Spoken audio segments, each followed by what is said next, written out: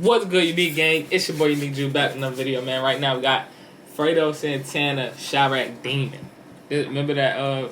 It was like a long time ago, the Chiraq Demon video. I think This it's on another that board one over there.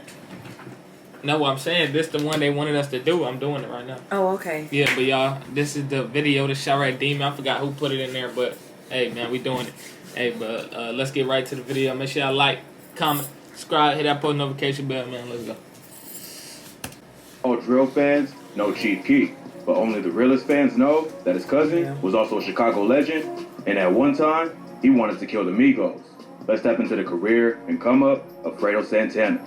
Fredo was born on the 4th of July in 1990. He grew up with two brothers and was raised by his grandmother, great-grandmother, mother, and aunt in Parkway Gardens, a.k.a. O-Block. His dad was in and out of his life, and Fredo jumped off the porch at an early age. He once shared a pic on Instagram that showed his pops with a pistol in one hand and his infant son in the other. A baby himself. Fredo's been around crime and violence since birth. At 12 years old, he started selling drugs and joining the Black Disciples not long after. At that time, there was no O-Block yet, and Fredo was from a set called Front Street. Fredo quickly found himself getting in trouble with the law. He and looked got like he's locked up for the 10 first right time. there. Oh, look, Fredo, 12 years Fredo. old. Yep, 12 years old. Wow. Bad look at it. Years old. He got locked up again at 14 for hitting a teacher and got sent to juvie. Hey. He later got out on probation, but decided he was done with school and he wanted to be a rapper. Early on, Fredo was inspired by rappers from New Orleans like Master P and Lil Wayne. But when he got older, he listened to other rappers like 50 Cent and Gucci Mane. He got his first tattoo at 17, which was a face tat, so he was fully committed to either the streets or a rap career. Chief Keef was 5 years younger than Fredo, but they was blood cousins. Growing up, they formed a close bond, and Fredo taught his cousin about the street life, while Keef helped him perfect his rap skills. Fredo saw his cousin's talent early on and decided to start managing him. Even though Keef is considered the king of drill now, the cosign from Fredo really allowed him to take over Chicago. Fredo was well respected in the streets, and half the reason Keef had the confidence to take the risk he did with his career. He was backed up by one of the most fierce savages in Chiraq. In 2010, when Keef first started building a buzz in his city, Fredo got locked up. He had the name in Chicago before. You know what I'm saying? He actually put him on in Chicago. Okay. And when he got out after like 2 years, he saw that Keef and his day one homie Lil Reese was starting to blow up. So he focused more on the music to try to make it out the streets for good. He dropped his first official track, Hitter, which did decent numbers because of his association with Keef and GBE. In March 2012, Chief Keef dropped his first big hit, I Don't Like, which featured the bar from Lil Reese. Fredo win the cut, that's a scary sight, introducing the world to the legend of Fredo Santana. Even though GBE was well known in Chicago at the time, I Don't Like blew the top off for the drill movement and made them all famous on a national level. Fredo dropped his first mixtape, It's a Scary Sight, in 2012, quoting the bar from Reese that made him famous. Chief Keef may have been the star, but Fredo started building his own cult audience who liked his raspy flow and menacing look. He continued to drop tapes over the next few years, including Fredo Krueger, Street Shit, and Ain't No Money Like Trap Money. On top of starting his own rap career, he also created Savage Squad Records and still helped manage his cousin and some of his homies as they started blowing up in the industry. When Kanye remixed I Don't Like in 2013, it gave them an even bigger platform to reach more fans and gain connections in the industry. That same year, Fredo was in the music video for Drake's hit song, Hold On We're Going Home, and he plays the dude who kidnaps Drake's girl. He would also drop his debut. Actually in Drake video. Wow. That's a come up right there. We're Going Home, and he plays the dude who kidnaps Drake's girl. He would also drop his debut studio album, Trappin' Ain't Dead, which featured guest appearances from some of his boys from Chicago, like Keef, G Herbo, and Gino Marley, and also major names in the industry like Pee Wee Longway and Kendrick Lamar. So Fredo and GBE were linking up with some of the biggest artists in the game and were respected by the street rappers as well as the pop stars. But everyone wasn't with the GBE movement, and in 2013, they got into a public beef with the MIGOS, and Fredo threatened to kill them. The MIGOS first broke into the industry in 2013 with the song Versace, not too long after Keef blew up. Even though Keef and Fredo were from Chicago and the MIGOS were from Atlanta, they was kind of in the same lane with the music. So there was already tension over who was going to be the #1 group of this new wave. The beef started after Keef thought the MIGOS had dissed him in a song. In December 2013, Keef tweeted, "Heard MIGOS sneak dissing, no talking." Instead of denying it and trying to clear anything up, Offset responded to Keef, tweeting, "We'll be in Chiraq next week, pull up." Takeoff also jumped in, tweeting, "Sneak diss who?" pull up. Hashtag don't tweet, pull up.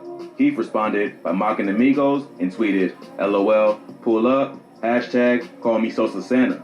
Not long after, the Migos dropped the song Jealousy, Chief Keef diss, where they took shots directly at Keith. They also did a show in California where Keith lived, and again, told him to pull up while they was there.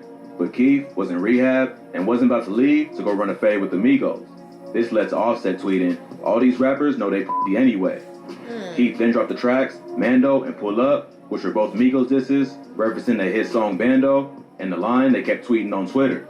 In March 2014, the Migos was in a crazy shootout while driving down the highway in Miami, and many assumed it was tied to John catch up with. Oh, yeah. All that talking you doing, guess what? You just writing that check. with Chief Keef. Then, in May 2014, Migos announced they were shooting a music video with none other than Lil Durk and Keef's own hood, O Block. At the time, Durk and Keef was also beefing after Keef refused to bail Durk out of jail in 2013. Go peep our video on Glow Gang vs. OTF, War and O Block for more info on this beef. So Durk would tweet, Migos can come to O Block and shoot our video. Migos replied by tweeting, who said we can't? Durk responds with, a nobody. Durk's co-sign of the Migos So was Durk also beefing with Chief Keef, but they from the same place. by Boss Top, another O Block member, who was also beefing with Keef for not bailing him out of jail. Boss Top supposedly ran through Keef's crib and stole a few items, specifically his Johnny Dang chain while Keef was in court. Boss Top doubled down on the disrespect by taking a pic with the Migos while rocking a stolen chain. So, involving Keef's childhood friends, even if they was also beefing at the time, showed it was going further than just music. In November 2014, there was an altercation between the Migos and a rapper from GBE named Capo at a restaurant in Chicago. The Migos posted a video to their IG, clowning Capo in the restaurant with the caption, caught at El Cap GGUOD, slipping last night in the city. It's hard to tell what actually went down, but Capo responded by tweeting, Migos soft as hell. Y'all just had 20 and I was by myself. Link. At this point, Fredo wasn't just about to sit on the sidelines. When it was just sneak disses and music, he gave him a pass. But once they started playing with one of his boys, he had to step in and shut it down. He tweeted to the Migos, I'm in LA. Stop playing with Capo on BD before I get your whole camp killed. Facts. My word is law, so don't test. Then he tweeted, He I was really like. I'm saying he actually had some say something. for it, with an emoji with sunglasses. He continued tweeting, on BD, this shit go for any rap.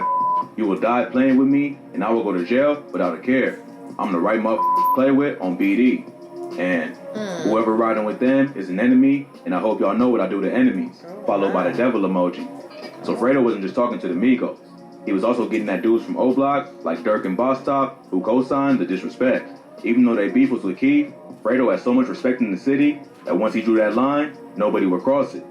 About a week later, the Migos got into a huge fight with GBE at a show in DC, where Quavo allegedly had his chain snatched. Keith then posted to his Instagram, showing off the stolen chain, proving GBE took it.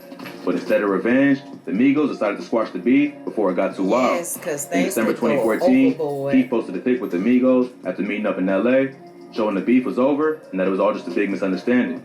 Rumors are that industry OGs like Gucci Mane and Coach and P from QC stepped in and made sure that it wouldn't result in real violence. See, that's Chicago was a whole different world. That's what I'm talking about. There's people actually out there that do it. You know what I'm saying? Just behind, they don't, you know what I'm saying, put it on the big screen. Right. That don't make the money.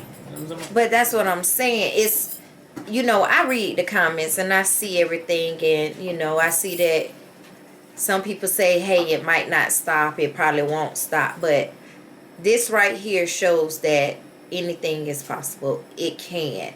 As long as we have the right people in place. The right people that's saying the right words, and the right things can happen. So applaud to those two OGs. What was that? Gucci Mane. I don't know the other individual. He the one who, he managed a lot of people. QC, Oh, okay. Lil Baby and Oh, that's who. Okay, said he was willing to kill and go to jail. Gucci Mane and Coach and P from yeah, he do Coach and P. Well, yes, I applaud y'all for stepping up and letting them know that, hey, we can squash it. So kudos to you. QC stepped in and made sure that it wouldn't result in real violence. Chicago was a whole different world, and once Fredo said he was willing to kill and go to jail, they knew it had to end before someone got hurt. That story shows just how influential Fredo was, not just in Chicago, but the overall rap game. When it was all sneak disses and Twitter talk, he let it slide. But once Fredo put his foot down, the Migos in they camp started to realize if they don't squash this beef, someone gonna get killed. With all the respect that Fredo had in the streets, couldn't save him from his own demons. He was a heavy drug user and was addicted to Xanax and lean. Yo, that's Oh, a my lot God. of money. Yeah. Oh, he died from that. That's how he died. He did? Oh, he did? Yeah, kidney failure. I didn't know he died. Yep, Fredo Santana. I thought he. Oh my Kidney goodness! failure. Kidney failure. Look at all them bottles. That's why. Yeah, he died from that. Shoot, you drink one of them and one of your kidneys gonna fail. But he been doing this since he was probably about 16. Oh my goodness! So it caught up to him probably at like 25. He 20. He was on the 25. Nah, I think he was like, well, hey, I don't know exactly how. They he might be tell us. 25, 28. They'll probably tell us in here. He said his drug use was a result of trauma from witnessing so much at a young age and losing so many friends to the streets. He said he suffered from PTSD and used the drugs to cope. Fredo was hospitalized in March 2017 after suffering from a seizure. He was diagnosed with epilepsy and continued to suffer from seizures. His friend Gino Marley would find him on the floor bleeding from his mouth later that year and rush him to the hospital. There, he was diagnosed with liver and kidney failure that was tied to his drug use. Fredo said he was tired of abusing drugs and wanted to go to rehab. Once that But liver started unfortunately, failing. he didn't get the help he needed in time. Yeah. On January 19, 2018, his girlfriend found him on the floor at their crib in L.A. By the time the ambulance got there, he was already dead.